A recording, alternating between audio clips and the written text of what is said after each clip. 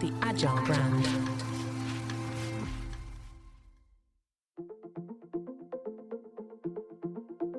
Welcome to Season 2 of the Innovation Economy podcast, where we look at what it's like to build businesses, work, and live in an innovative place, and the role of location in a hyper-connected hybrid work world. The Innovation Economy podcast series is brought to you by Arlington Economic Development, representing Arlington, Virginia, one of the most dynamic economic hubs in America, with resources for businesses from the Fortune 500 to startups and everything in between. You can learn more about them at www.arlingtoneconomicdevelopment.com. That's www.arlingtoneconomicdevelopment.com. To listen to the latest episodes or sign up for the Innovation Economy newsletter, go to innovationeconomy.show or click follow on your favorite podcast app. And now on to the show. Today, we're going to talk about the role of innovation in building a great community that people want to live and work in. Hi, I'm Susan Soroko, Director of Creative Economy at Arlington Economic Development in Arlington, Virginia.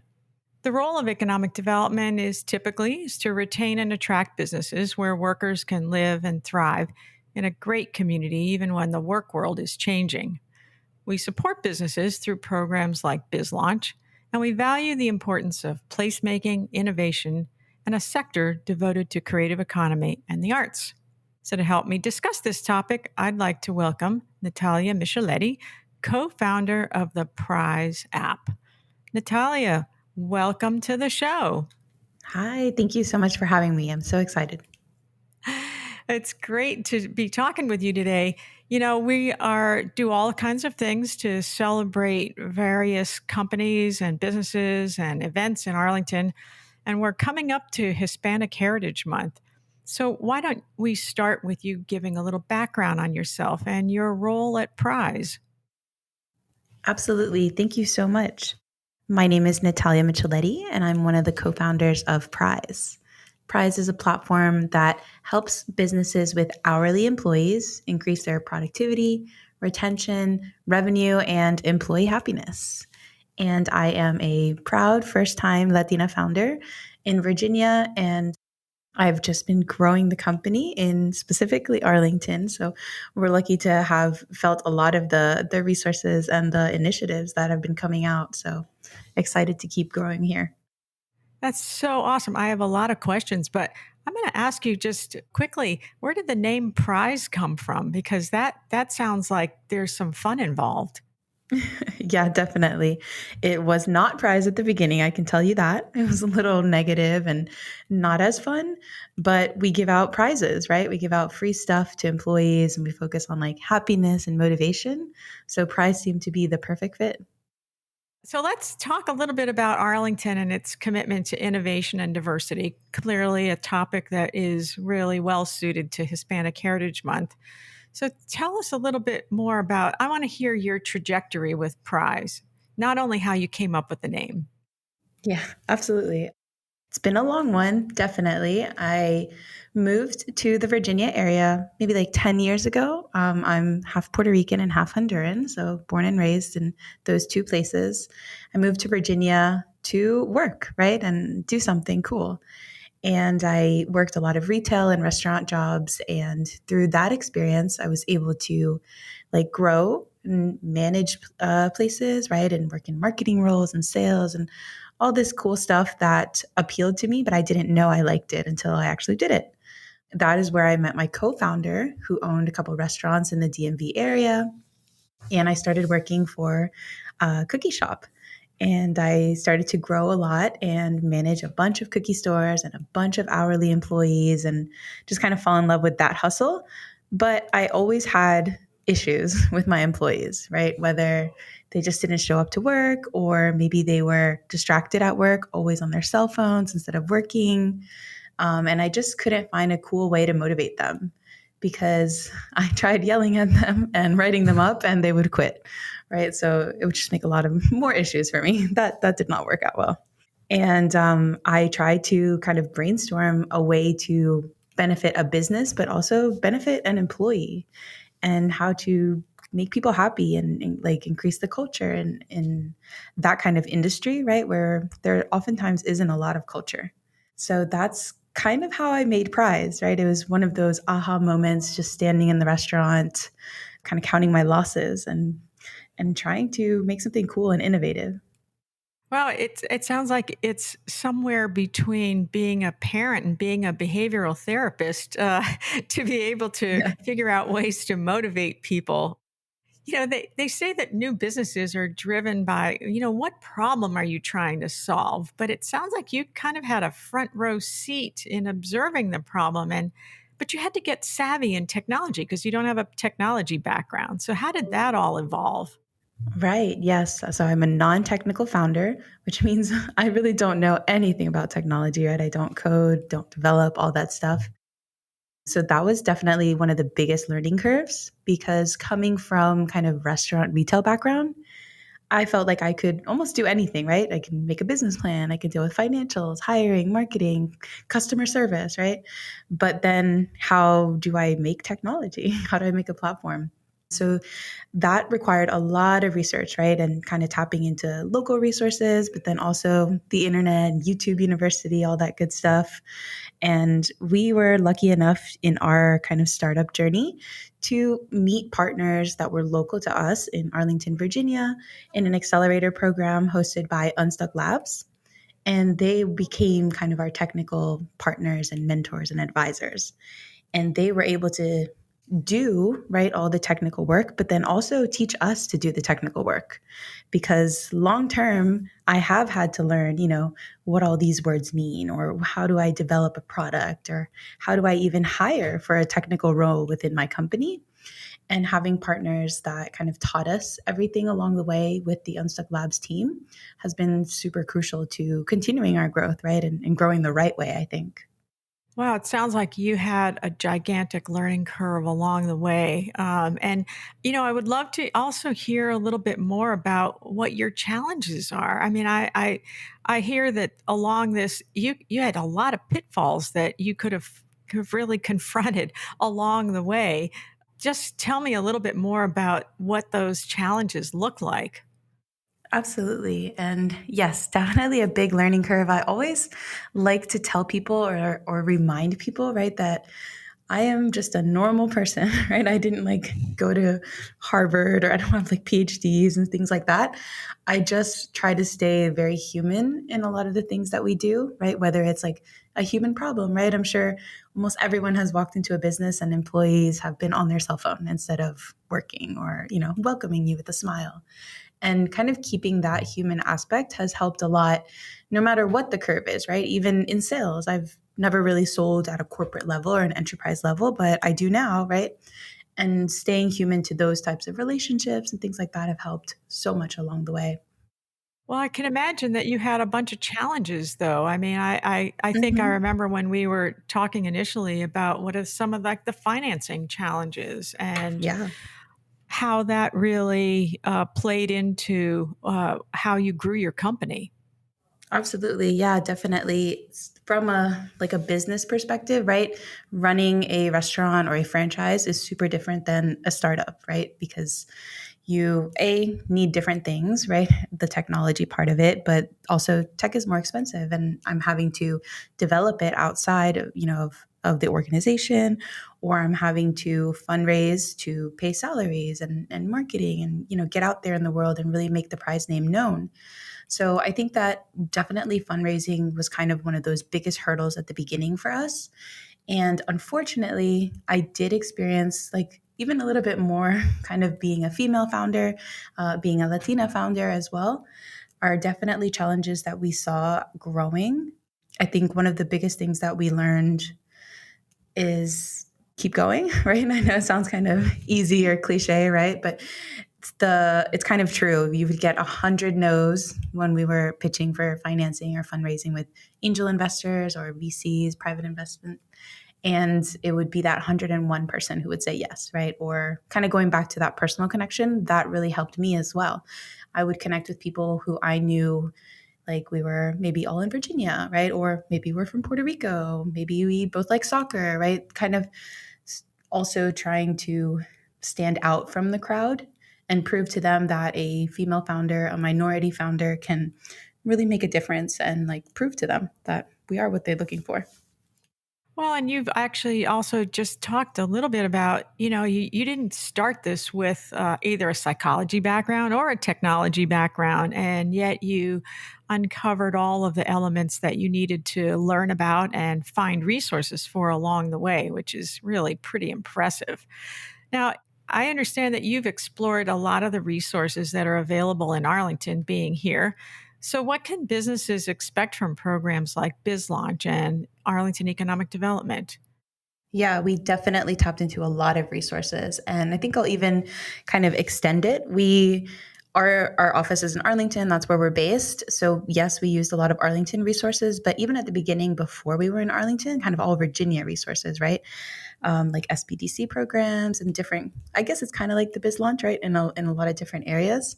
But number one, access to resources and mentorship that we didn't have before or we weren't aware of. That's a big, huge part of it for us. Networking has been very key, right? Because you're meeting people who are experts in behavior psychology, right? Or are experts in technology, things that we're kind of missing from our puzzle to grow this business and be super successful.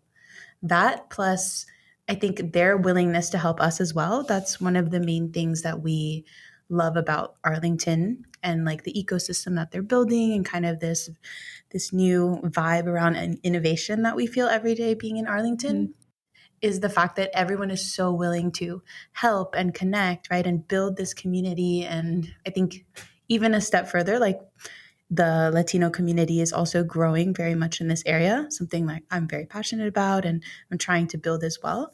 So I can feel kind of from all aspects how they're really pushing to make it grow as a whole. Yeah, I think I understand also that you were the beneficiary of some funding from the Arlington Innovation Fund. Yeah, we recently won a grant from Arlington and part of the Innovation Fund to kind of A, celebrate the growth that we've had so far in Arlington, but B, accelerate our future growth in Arlington.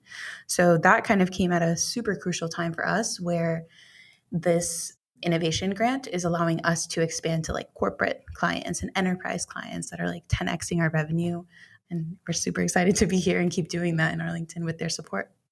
Well, we understand that your work has paid off with some significant contracts. And, we'd love to hear more about that because, success is infectious. So tell us what the good news is here. Yeah, definitely. I have a lot of good news to update, but some of our kind of key clients here, key growth expansions. We recently signed Paris Baguette nationwide, which is a huge, huge deal. And we just also signed the largest McDonald's franchisee in the world, which is a pretty big deal for us because they are also based in Latin America and the Caribbean. So I have some chances to travel back home whenever I can to get them on board, but I also like to tell kind of a cool little story here. My very first job in college was at a McDonald's in Puerto Rico. And I have recently come back, right, as the CEO of Pryze, being able to service that very location with some of the managers that like helped me grow and yeah, just come back to that company, kind of full circle moment for me. That's a pretty impressive full circle moment. It's like the undercover boss. You were there and as part of the team, and now you're there as the CEO of this incredible software. I want to hear a little bit more. Pryze just sounds like it's full of a lot of fun, and yet it's a pretty serious application. I mean, it's one that's really intended to benefit both the company and the employees. So, I mean, you've got a super cute logo. It's all very playful looking, but it's a serious thing. So, how does that Yeah. work, and how do businesses really take advantage of that and say, I want to do this, but I don't want this to look like my employees are playing another game while they're supposed to be working. Yeah, no, definitely. It definitely goes a lot deeper than that, right? But for businesses, they're liking Pryze because we can A, get employees off of their cell phones when they shouldn't be on them, right? In a positive way though. That's kind of where it all comes in, where we're not scolding them. It's not punitive, none of that. It's more motivational. And then businesses also love Pryze because employees on Pryze accomplish like 4 times more goals with Pryze than before. So basically, we are adding a culture aspect to like performance tracking and performance leveling up, if you will. So businesses get to set their own goals on Pryze, and this will be KPIs that they're currently tracking. So it can be anywhere from sales goals, right, all the way to wearing the proper uniform or just showing up to your shift on time. It can be cleanliness goals, all these little aspects that business owners focus on, right? But maybe every single employee isn't as focused as they should be on. So we just take that and we add a little bit of gamification to that, recognition as well. That way, on the employee side, that's where the fun comes in. And it's like every time they accomplish a goal, they're getting instant recognition like, oh my God, you're amazing. Thanks so much for working here. Here's your 10 prize points for increasing the sales goal by 2%. And then they use their prize points to cash them out for free stuff provided by Pryze. So our users on Pryze are winning anything from a coffee at the local coffee shop all the way to $500 Amazon gift card, Airbnb, PlayStations, vacations, almost anything that they want. So you play and then you have fun at the end of it because you've been really successful both in your work world and managing to be productive. I can only imagine, gosh, this application sounds like the software is so ready for a lot of other industries besides the hourly wage earners. Have you thought about that? And where are we going to see this next? Because I'm thinking, I would like to see the person who's at the front of the traffic line who's distracted on their phone and doesn't pay attention to the green light have a way to be motivated to move it when they need to. Absolutely. Yeah, no, definitely. We are in a couple different industries now, but we always get kind of a sneak peek from other experts in their area, right? When people are like, oh, we should have this at schools. Make sure the students and the teachers are not distracted when they should be learning and things like that. So definitely a lot of use case applications. I think our main focus on this hourly workforce for now, because we're all hourly workers. Pryze employees all come from restaurant or retail backgrounds, which also, again, that human aspect really helps us connect with our customers. So if your account manager at Pryze used to work at restaurants, right, they're handling restaurants now. If they used to work at a supermarket, they're handling supermarket accounts now. So I think that aspect really helps too, to customize it even further. But yeah, we definitely are expanding into hospitality, maybe sales incentives, kind of anywhere where we need to combine culture and performance a little bit more and just make the best team that we can make every single day. Well, and it doesn't look like the app really requires tremendous kinds of training. I mean, just looking through it, it has a very simple, very clean interface. And it doesn't look as though the employees or the employer really need much training to be able to implement this. Am I reading that right? Yeah, totally. It was made that way by design, right? Because they're already doing a million things at work, right? They have tons of stuff to do every single day, and we did not want to bother that. We're here for productivity and results. So making it nice and clean, simple, understandable, right? It's in a lot of different languages. Yeah, just so that everyone can participate and really see the benefits quickly. Well, I've heard that you have your own secret sauce when it comes to playing a bigger role in building this sector. And I hear about and I heard at the beginning, your sense of being committed and very passionate about being part of this community. So tell me a little bit more about how you're connecting with other people. Absolutely. So I think we always kind of would look back at our journey. I mean, we're still in the journey, right? We're still growing a lot.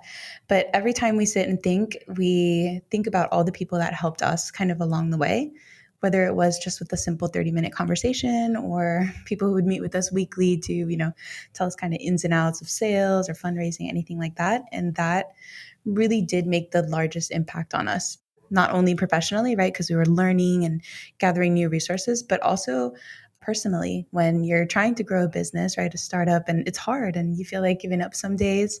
And then you got all these people around you who are like supporting you or kind of helping you get to the next level. So it helps to not give up. And I think that that's really what we try to do when we think about building community here, and just letting people know like there are resources out there. There are people out there. There are people like you out there, right? Who maybe we are minorities, first-time founders. We have no idea what to do next or what to do. Just kind of raising my voice in that aspect and making sure that they know like you can come here, you can call me, you can email me. And then trying to join groups or be part of initiatives like LaTeX and things like that that would help us unite communities. Because again, I think sometimes people just don't know that they're out there, or they're kind of in the funk of doing the same thing every single day. They need kind of that breath of fresh air to help them grow to the next level. Well, you are to be commended for being one of the first people to step into that LaTeX initiative that's brand new and just evolving out of economic development. I think it's so important. It's great to have people like you on board with that. Now, you've been tapped to at least be on hand, if not participating fully in the Hispanic Heritage Month event coming up at BizLaunch, the brunch and business at the Crystal City Hyatt.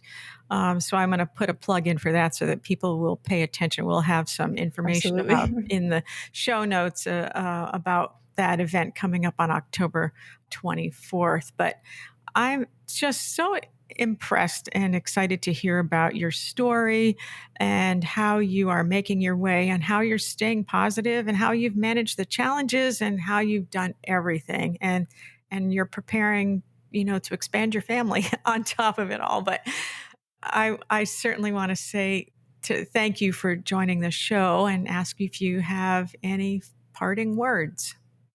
Thank you so much. I do appreciate all of that. Thanks. I would love to share another kind of thing I like to highlight to other people. And it's like, everyone has a thing, right? You're kind of awesome at something that you do. And many times we don't think it can translate to the business world, or maybe we don't make that connection. So I would encourage you to tap into your strengths and then apply that to your business to watch it grow. I always like to mention, kind of before Pryze, before I worked in restaurants, I just played soccer.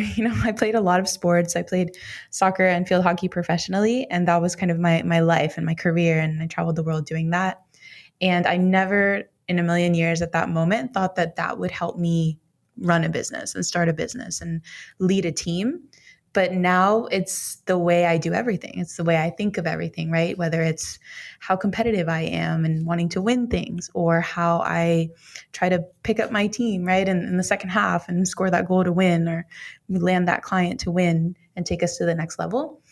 But it really is kind of the core of the way I handle things and do things. So again, just like tap into your strengths, right? We all have something that we're a little bit better at, and embrace it and do it. And then on top of that, celebrating and thinking about Hispanic Heritage Month, I would like to say that throughout this journey, I really learned to partner with people, right? Or have people in my network and circle that truly, honestly believe and celebrate who we are as individuals. So they're not Latinos, but they are truly and authentically focused on helping Latinos or female founders, right? And that has made a huge, huge difference. And now we're at a stage where, we don't have to be where we are not wanted or celebrated, right? Where our differences aren't celebrated. And having people around us that truly do support who we are has been like the best thing ever, right? I can't even begin to explain how much of a difference that made, and how much you can feel it when it really is authentic and they really do like celebrate you and support you. Well, I don't think you could have said it any better. And I do want to thank you again for joining the show. And you will see more information about Pryze and Arlington Economic Development and BizLaunch in the show notes. Thank you again. Thank you. Thanks again for listening to the Innovation Economy podcast, brought to you by Arlington Economic Development. If you enjoyed the show, please take a minute to subscribe on your podcast channel of choice and leave us a rating so that others can find the show more easily. You can access more episodes at innovationeconomy.show or on your podcast platform of choice. The Innovation Economy is produced by Missing Link, a Latina-owned, strategy-driven, creatively fueled production co-op. From ideation to creation, they craft human connections through intelligent, engaging, and informative content. Until next time, let's keep innovating.